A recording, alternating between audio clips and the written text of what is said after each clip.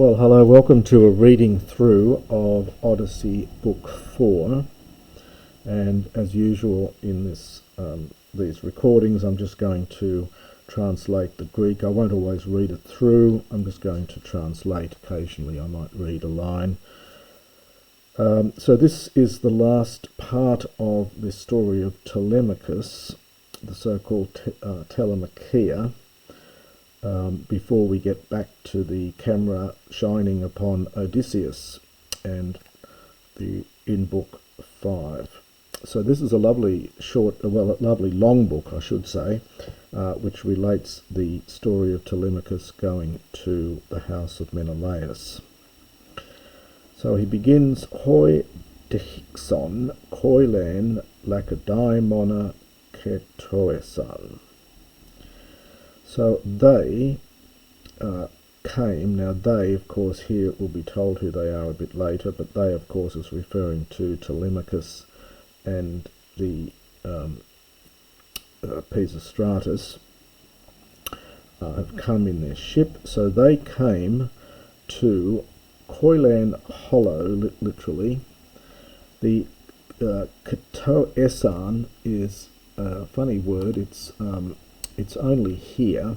It's got that katos root here of something large and hollow, later used of sea monsters and things, a katos. Here it has the sense of deep ravines, it's normally translated, but it's only here. So they then came to hollow Lacedaemon, to hollow Sparta with its deep ravines. Prosteara, accordingly. Now the elone here is a funny form of the verb. It's an imperfect probably from elao, which is a ionic form, contracted form of elauno. So it's connected with elauno. It's an imperfect. So accordingly, they were going to the houses of Koudelimoio, genitive here, of glorious Menelaos. And that's where we left them in the previous book. They were on board ship and heading off to Menelaos' place. Ton de Huron, him they found, from Heurisco. Deinunta is a participle from deinumai, to celebrate or to feast. So here it's celebrate, I think. To celebrate the gammon, the marriage, poloisin etaisin, with his many kinsfolk or relatives. It's from the plural is etai. It means family connection, kinsfolk. The marriage of his son and of his daughter, who is noble. This is a genitive from amumon, often translated as blameless. I prefer to translate it as royal, because it's often used of people who are not necessarily blameless but are from royalty. So of the marriage of his son and of his daughter, of his blameless daughter or noble daughter. And how we have one of these personal adjectives. It's in his house. Any for n. The ho agrees with the oiko. It's one of these very common personal adjectives in Homer, so in his house. Tain men, and we're going to get the det right down here, I think. So this is firstly in regard to his daughter. Now his daughter is Hermione, whom we know from later stories and various. She appears in some of the tragedies of Euripides. So Pempen, imperfect from Pempo. So he was sending her, on the one hand, to the son. This is a dative from huios. In later Greek, huios becomes a second declension masculine noun. In Homer, it's a third declension noun. So he was sending her off to the son of Achilles, the breaker of men. This root here, the anor, is connected with aner, a man, and the rakes from ragnumi, to break or smash, the smasher of men, the breaker of men. Now the son of Achilles, of course, is Neoptolemos. So he was sending her off to the son of Achilles, breaker of men, in Troie gar proton hup escetok kai kataneuse dos seminai. This is the interesting line. So first of all, so for firstly, in other words, a long time ago, in Troy, hup escetok, from hup iskneomai, he had promised. So he had promised, first of all, in Troy, kai kataneuse, from katanuo, and he had nodded, literally he had agreed, he'd nodded downwards, hence agreed. Do seminai is a future infinitive from didomi, that he would give her, understand, in marriage. Toi sidetheoi gamon et teleteon. So the gods, but the gods brought to fulfillment, or were bringing to fulfillment, is imperfect, a marriage for them.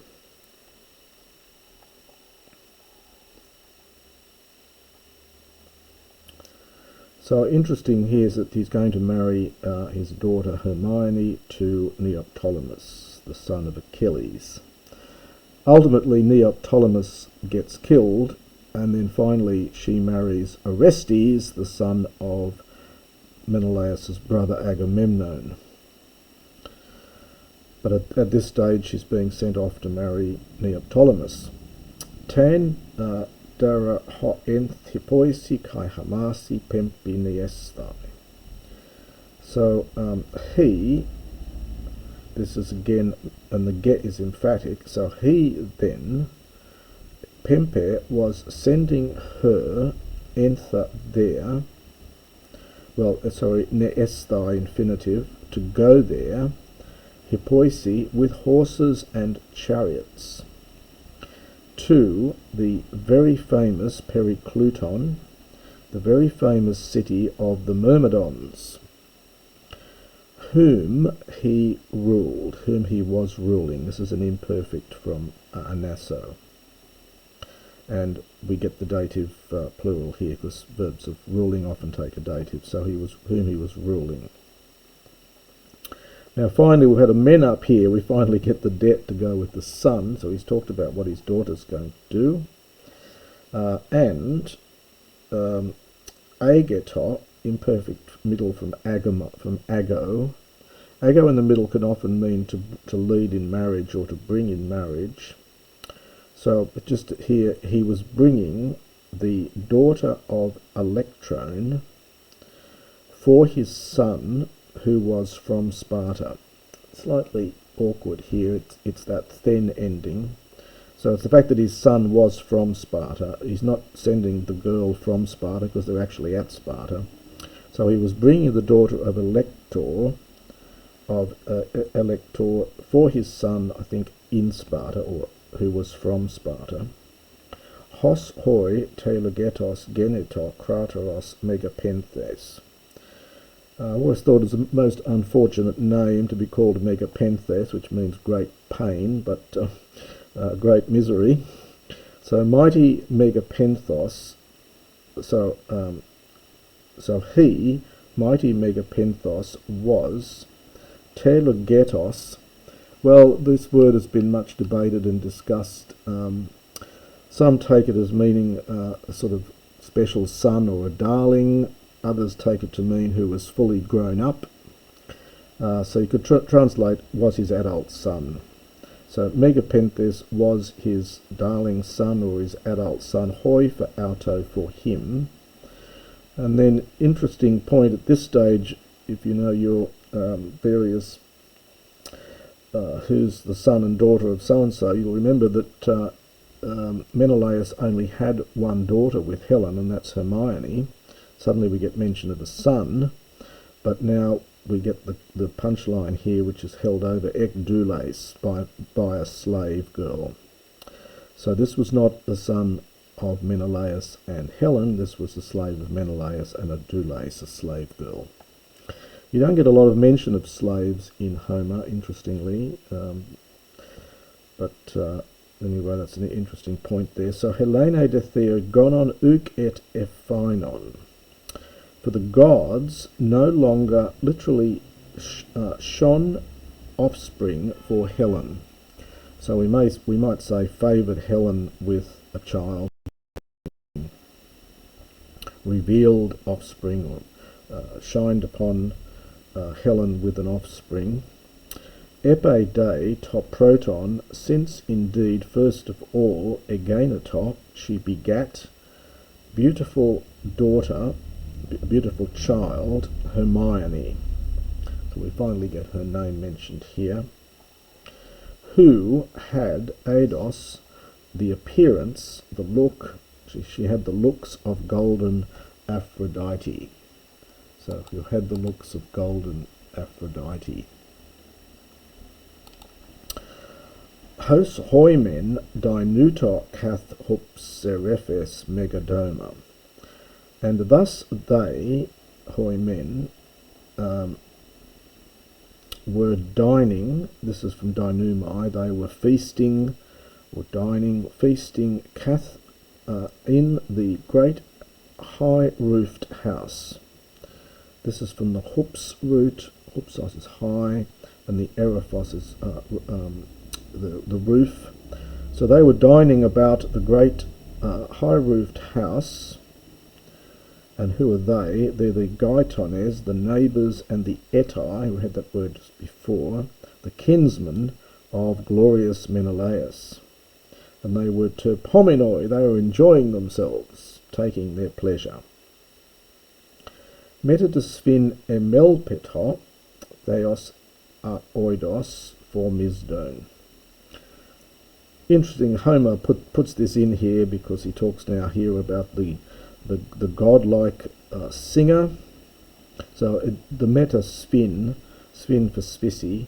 So among them, the godlike bard, playing his forminx, playing his lyre, emelpeta, middle, was celebrating with a song.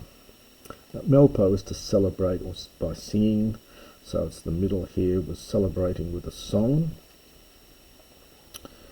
And Homer can't resist to call the singer a theos, oidos, doio de cubis de terre catautus molpes ex acontes edinuon cata messus. Now we get dual here, so two cubis de, so this is from cubis de terre, is the nominative. This is the dual here. These are what you might call acrobats. Connected, of course, with our word cube because, or a dice, because you toss it. So that's where it comes from. But here, these are tumblers or acrobats. So there were two acrobats. Funny expression here, exa contest mol pace. It's something like making a beginning from the song. So perhaps taking their cue from the song, so it's dancing in the same rhythm perhaps as the song, or jumping around in the same rhythm, taking their cue from the song, edinuon, imperfect, they were whirling about, cat autus, so about them, that is everyone else, katamessus, in their midst. So two tumblers, taking their cue from the song, were whirling about them in their midst, katamessus.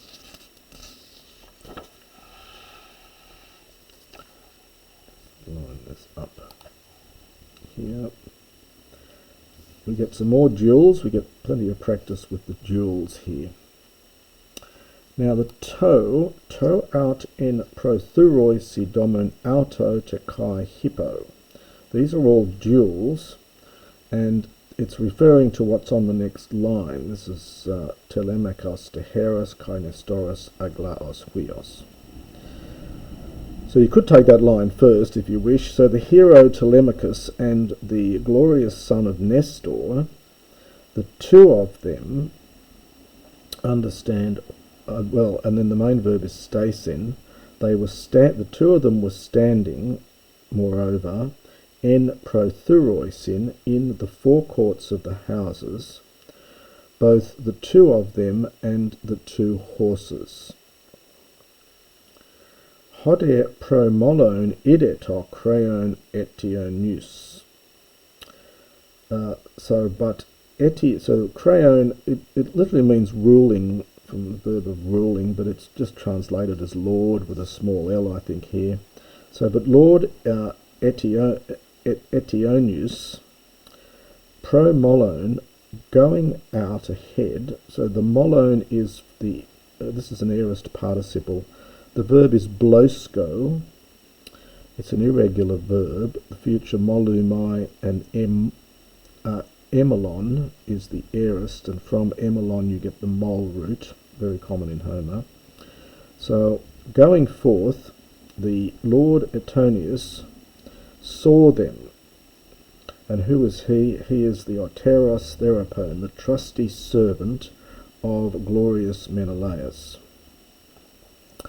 Bei dimen, this is a common construction in Homer. Literally, he went to go. This is the infinitive from Amy Ibo, and the root of that is I, and then the men is an infinitive ending. So he went to go, diadomata, through the houses, we would say through the house. Angeleon, now notice the epsilon here, there was an original sigma that's dropped out and doesn't contract here. In later Greek you would have gotten a contraction, and there's only one lambda, so that tells you this is a future participle. So with the intention of giving report to the shepherd of the people, poi Menelaon. Histaminos, standing Anku near, he spoke winged words. A very common expression in Homer, he spoke winged words. The words were thought of as being kind of invisible. They flew out of your mouth and into the ear of the person that you were talking to, so they used this term winged words. So standing near, he addressed him with winged words. And he says, Xeno de tini tode diotrephes o Menelao, andri duo. Again, lots of practice with duels here. Indeed, there are two certain strangers, two men, O Menelaos, well nourished by Zeus.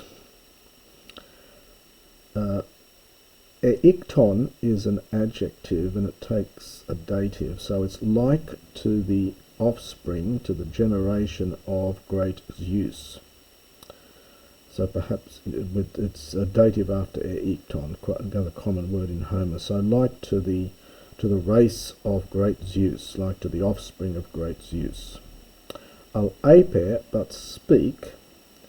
Now we get a and a, so either catalusamen from cataluo, probably in the sense of here it's to undo, to unyoke, we might say, the swift horses, sphoin, for the two of them. This is, I think, a dative dual.